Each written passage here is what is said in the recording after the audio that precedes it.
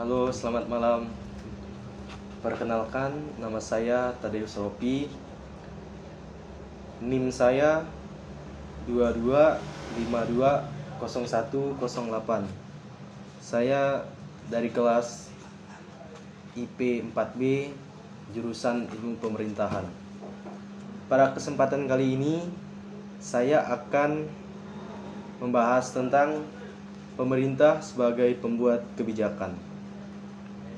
Sebelum itu, kita akan mengulas dulu tentang pemerintah. Pemerintah itu ada 3. 1. Pemerintahan. 2. Pemerintah. 3. Perintah. 1. Pemerintahan. Artinya, pemerintah memperoleh perintah dari orang banyak. 2. Pemerintah. Pemerintah orang per orang atau seperti memerintah atau seperti panglima,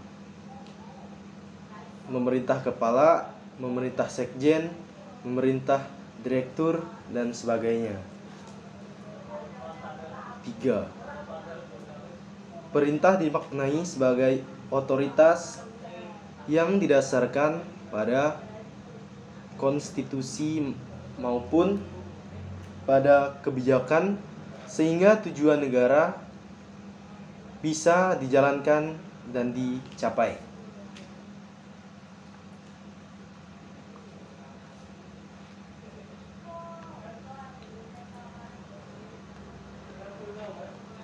Menurut saya, pemerintah mendapat perintah dari orang banyak sebagai otoritas didasarkan konstitusi kebijakan. Kemudian kita akan membahas tentang birokrasi pemerintahan. Baiklah, kita akan membahas tentang birokrasi pemerintahan. Birokrasi pemerintahan itu biasa disebut juga dengan kantor pemerintahan yang dikendalikan oleh pemerintah yang berwajah kantor.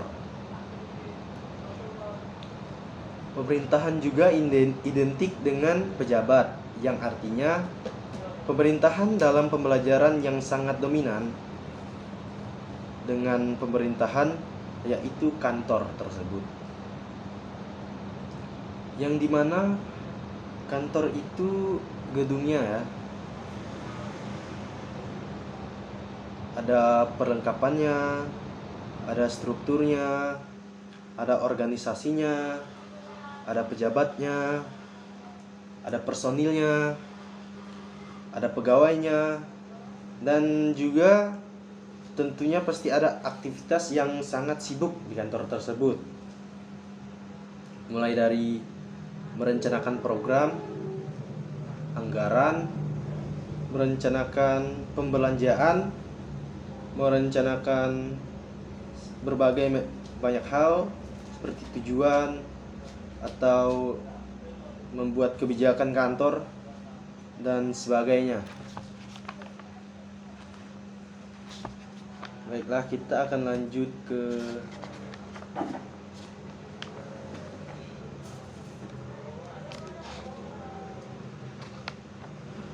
halaman ke materi yang selanjutnya, yaitu pemerintah lebih tua dari negara. Kita akan membahas geologi pemerintahan. Geologi pemerintahan terdapat proses politik. Pemerintah sebagai otoritas yang didasarkan pada konstitusi kebijakan negara dapat dicapai.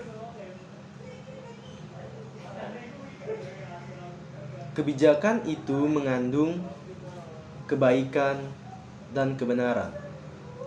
kebaikan itu bersumber dari masyarakat, kebenaran itu berasal dari hukum maupun pengetahuan.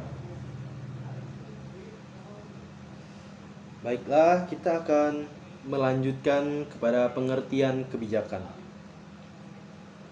Kebijakan adalah rangkaian konsep dan asas yang menjadi pedoman dan dasar rencana dalam pelaksanaan suatu pekerjaan, kepemimpinan, dan cara bertindak. Jadi dari sini kita tahu bahwa kebijakan itu dibuat agar masyarakat dapat melakukan rencananya atau melakukan pekerjaannya atau melakukan tindakannya sesuai dengan hukum, agar tidak terjadinya kesalahan ataupun semacam tindak pidana atau melanggar hukum. Itu nanti dapat diproses jika ada yang melanggar. Jadi kebijakan itu dibuat agar masyarakat bisa melakukan segala aktivitasnya sesuai dengan kebijakan yang baik, atau tujuannya dapat mensejahterakan semua orang atau masyarakat atau pemerintah atau sebuah negara. Jadi pemerintah itu adalah orang yang membuat kebijakan berdasarkan kepentingan rakyat. Kita akan membahas tentang pemerintah sebagai gagasan.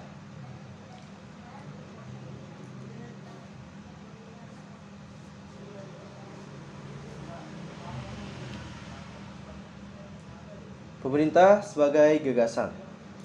Dalam artinya, kita menemukan hakikat, menemukan makna yang lebih dalam sekedar praktik-praktik perkantoran.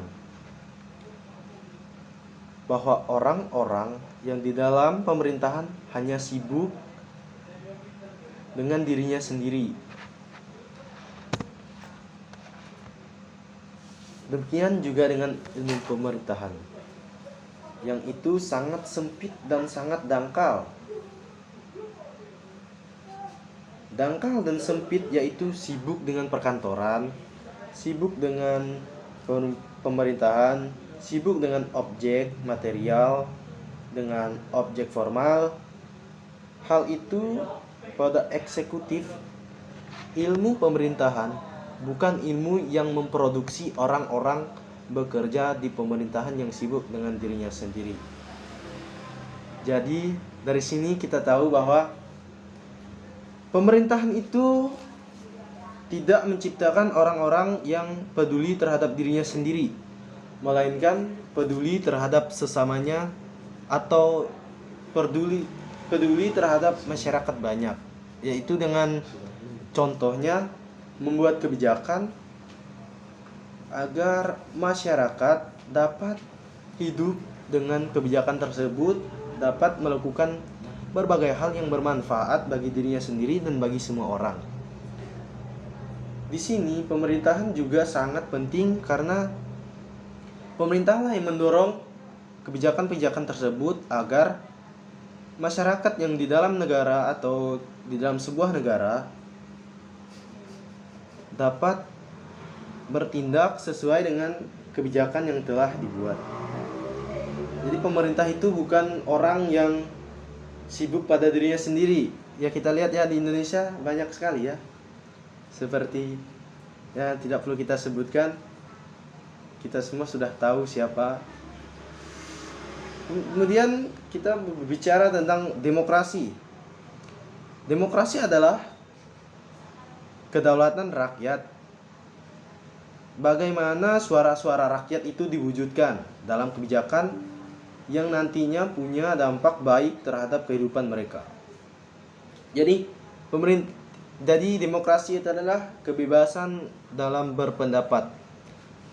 Jadi apapun pendapat masyarakat dapat diterima oleh pemerintah, asalkan itu bukan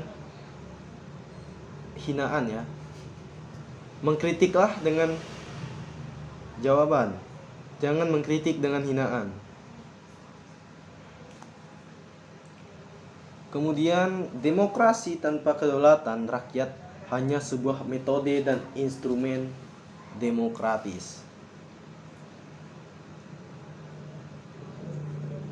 Terus kita akan membahas setiap pemerintahan memang setiap manfaat dan kenikmatan manusia, setiap kebijakan dan setiap tindakan bijaksana didasarkan pada kompromi dan barter.